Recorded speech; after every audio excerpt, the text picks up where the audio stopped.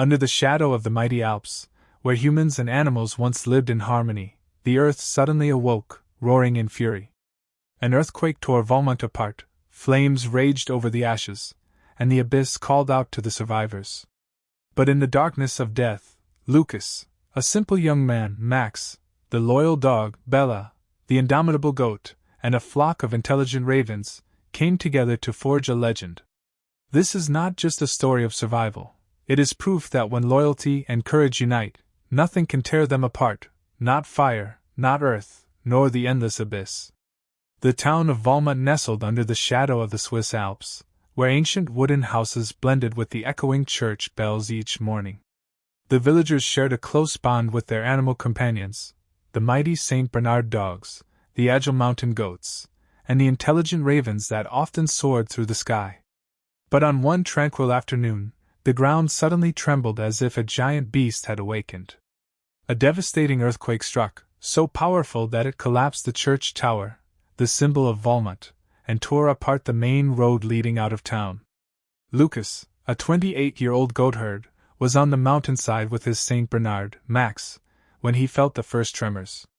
Max howled fiercely, his fur bristling, and before Lucas could react, the ground beneath his feet split open.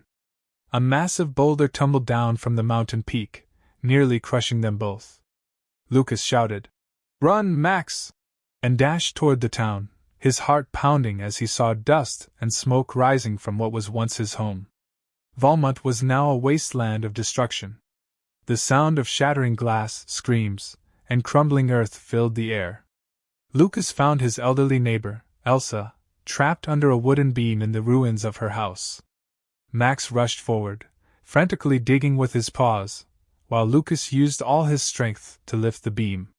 But the ground continued to tremble, and a nearby wall suddenly collapsed, nearly burying all three of them.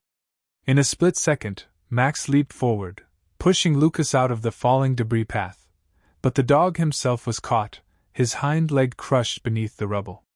"Max!" Lucas cried out, rushing to free him, his tears mixing with sweat as he pulled his faithful companion from the wreckage. Meanwhile, on the high hills, Lucas's herd of mountain goats was in chaos. A lead goat, Bella, bleated a warning as a massive fissure split the mountainside in two. The herd scattered, but Bella stood firm, leading a group of young goats across the chasm by leaping over precarious rock ledges. Below, a young boy named Finn was trapped on a boulder teetering on the edge of the crevice. With the instincts of a true leader, Bella dashed toward him, standing still so Finn could cling onto her back. Just as he escaped, the boulder crumbled into the abyss, the sound of breaking rock echoing like the earth's roar. In the town, a swarm of black ravens rose like a furious storm. They had spotted a group of people trapped in the basement of the town's main food storage. One old raven, known by the villagers as the boss, flew straight to Lucas, cawing loudly and beating its wings frantically. Lucas understood and followed, with Max, now limping but determined, not far behind. When they arrived, they found the cellar door blocked by smoldering debris. There was no time to wait for rescuers. Lucas charged forward, inhaling toxic smoke, his eyes burning, but he managed to break open the entrance. Max rushed inside, dragging people out one by one, while Lucas coughed violently, nearly collapsing in the thick smoke. But the danger was far from over. That night, a powerful aftershock struck, cracking the small dam near the town. Water surged forward like a monstrous wave, threatening to sweep away the survivors' temporary camp. Though exhausted, Lucas rallied the villagers and animals to fight back. He shouted, "We must stop the water!" Max led the goats to higher ground, dragging down large branches, while Lucas and the people, Dan Ong Dung De Vago Dung Mot Buk Tuong Tam, Dan Qua Bei Luan, Quan Sat Dong Nuok, Kulen Kan Bao Kai Mot Mang Dat Lon Bat Dao Sat Lo. Amid the chaos, the temporary wall gave way under the pressure of the rushing water. Lucas was swept away, his head striking a rock, blood trickling down his face. Max let out a heartbreaking howl and plunged into the freezing current, sinking his teeth into Lucas's shirt and pulling him to shore with the last of his strength. Bella and the goats stood in a line, using their own bodies to block the water, buying time for the villagers to reinforce the barrier. The roar of the water, the cries of the ravens, and the shouts of the people merged into a symphony of life and death. As dawn broke, the flood was finally brought under control.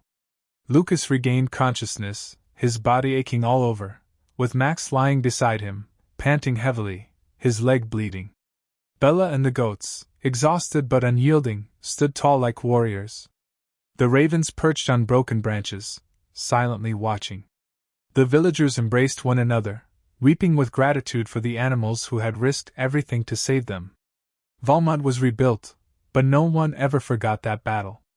A massive mural was painted in the town's center, Lucas holding Max, Bella leading the goats, and the ravens soaring through a sky ablaze with fire. They called it the legend beneath the earth. Whenever a small tremor returned, Max needed only to bark once, and the entire town knew they would never fight alone. Part 2: Fire Beneath the Ashes. After the dam was reinforced and the floodwaters were temporarily held back, Valmont fell into an eerie silence. The dim morning light cast a pale glow over weary faces, trembling hands clutching one another for warmth. Lucas lay on a thin blanket in the temporary camp, his breathing weak, his head still throbbing from the impact. Max rested beside him, his loyal eyes never leaving his master, though his swollen leg continued to bleed.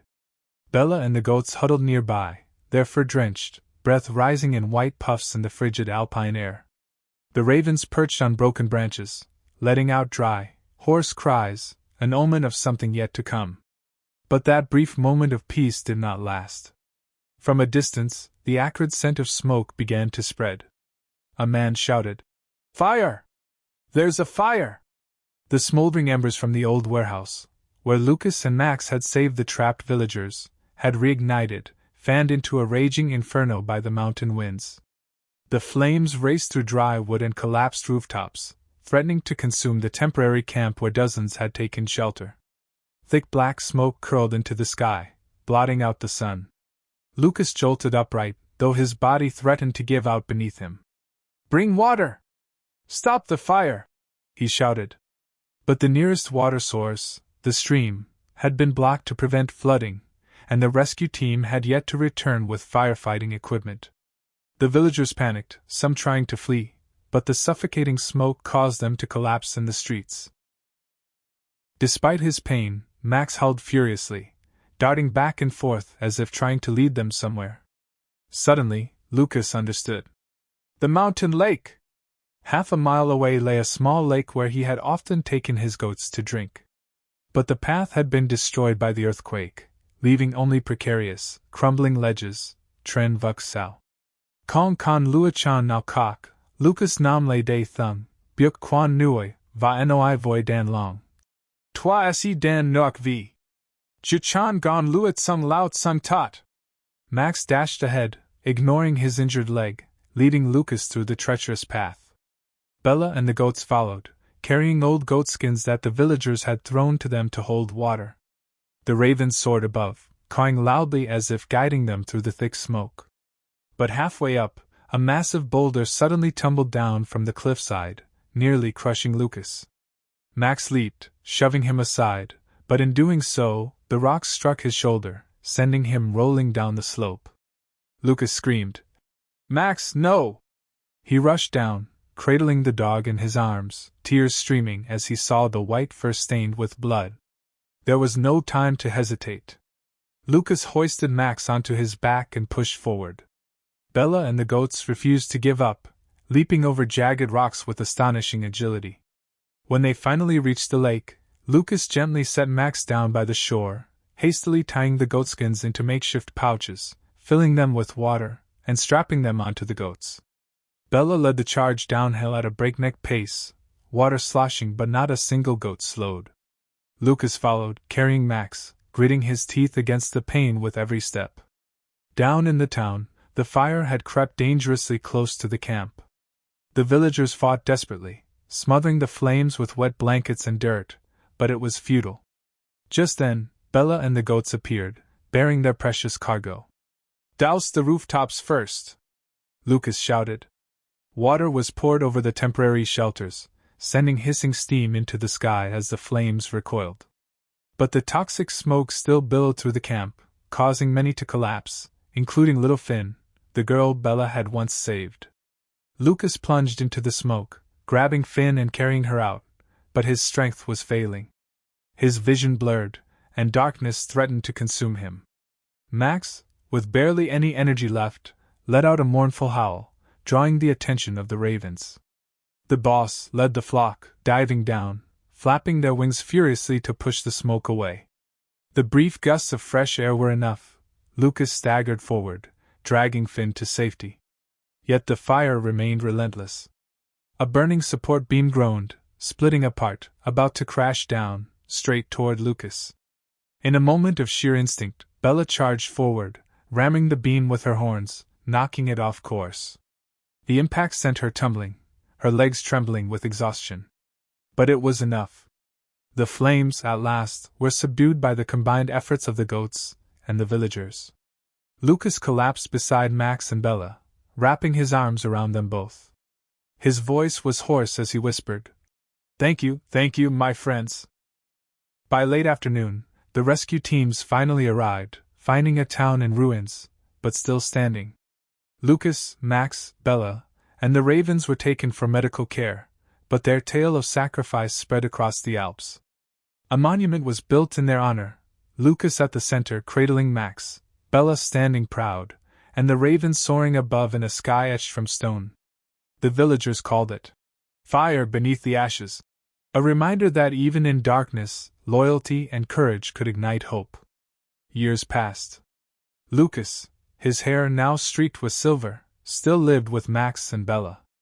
Both were old and frail, but remained the living symbols of Valmont. Whenever the mountain winds howled, Lucas would look up at the monument and smile. We survived because we never left each other behind. Part 3: The Abyss Calls. After the battle with the fire, Valmont seemed to have found a fragile moment of peace. Lucas sat in the temporary medical tent, wrapping the wounds on his arm, his eyes never leaving Max and Bella, both receiving care from the doctors. Max lay breathing weakly, his shoulder still bleeding, while Bella limped, one of her horns broken from saving Lucas. The ravens perched on the charred wooden posts around the camp, their black eyes gleaming with vigilance. The villagers shared the last of their meager rations, but no one dared to voice the lingering fear. The ground still trembled occasionally, as if the nightmare had not yet truly ended. Suddenly, a deafening explosion echoed from the Alps. The crowd turned in panic, only to see a column of white smoke rising from the direction of the old quarry, the very place that had once been Valmont's lifeline before being abandoned. A man came running, his face pale. "The earthquake has awakened the mine! The rocks are collapsing!" Lucas shot to his feet, despite the searing pain in his body. He knew one thing for certain: if the quarry fully collapsed, tons of debris would crash down, burying Valmont in an instant. There was no time to wait for rescue teams. Lucas gathered those who still had the strength to stand. "We have to stop the rockfall before it reaches us," he shouted.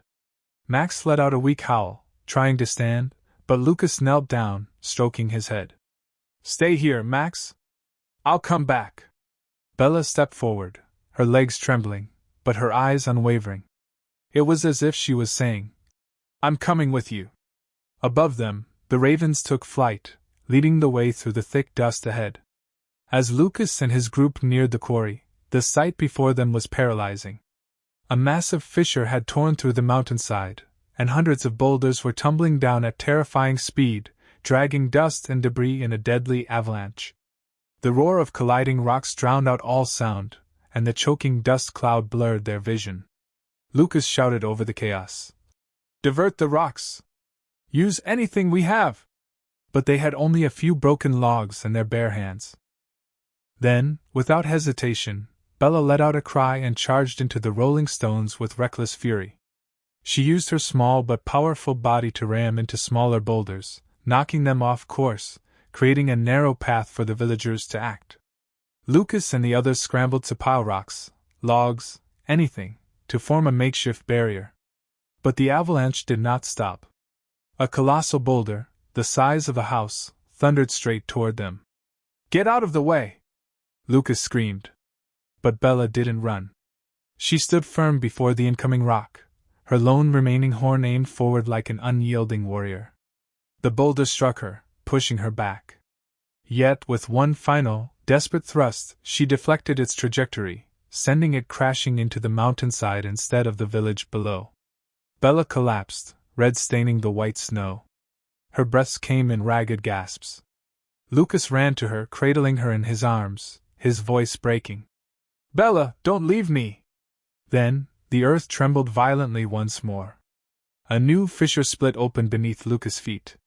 He and Bella plummeted into the abyss. The villagers cried out in horror, but none dared approach as the ground continued to crumble. Lucas clung to Bella as they fell into darkness, one thought flashing in his mind before impact. "Max, I'm sorry." But they did not die. Lucas awoke in a frigid underground cavern, dim light filtering through a crack high above. Bella lay motionless beside him, but he could still feel her faint, fragile breaths. He whispered, "You have to live, Bella. I need you." Surrounding them were jagged rock walls, and somewhere in the distance, the sound of rushing water echoed, a hidden underground river. Above ground, back in the camp, Max suddenly let out a heart-wrenching howl, breaking free from the doctors. He ran toward the quarry, his injured leg dragging behind him, as if sensing that Lucas was in danger. The ravens followed, cawing loudly, leading Max to the fissure where Lucas had fallen. Max barked furiously, clawing at the rubble, trying to dig through. The ravens dove into the crevice, as if calling out to Lucas below. In the depths of the cavern, Lucas discovered a potential escape route, a path through the underground river. But the water was ice-cold and fast-flowing. With no other choice, he hoisted Bella onto his back and stepped into the freezing torrent. Every step sent violent shivers through his body, exhaustion gnawing at his resolve. The current seized them, battering Lucas against the rocks, but he clung to Bella, screaming through the chaos. "Not yet! I'm getting us out!" After what felt like an eternity, Lucas burst from a small spring outside the town, hundreds of meters from the quarry. He collapsed onto the bank, Bella still beside him, unmoving. Then, Max was there. He howled in joy and licked Lucas' face desperately, urging him to wake up. The ravens circled above, their cries echoing in triumph. The villagers rushed over, staring in stunned disbelief. Lucas and Bella had survived. Bella was treated and slowly recovered, though she would never run as she once had. Max remained by Lucas' side throughout his hospital stay, never leaving him for even a moment. Valmont rose again from the ashes, stronger than before.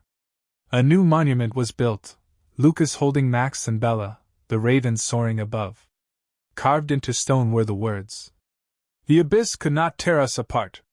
Years later, Lucas stood atop a hill, gazing down at a thriving, green Valmont. Max, now old and gray, rested beside him. Bella, her broken horn a mark of her bravery, slowly grazed nearby. Lucas smiled. "We faced hell itself, and we're still here." The ravens landed nearby, like old friends, a reminder that even in the deepest darkness, their unbreakable bond had led them back to the light.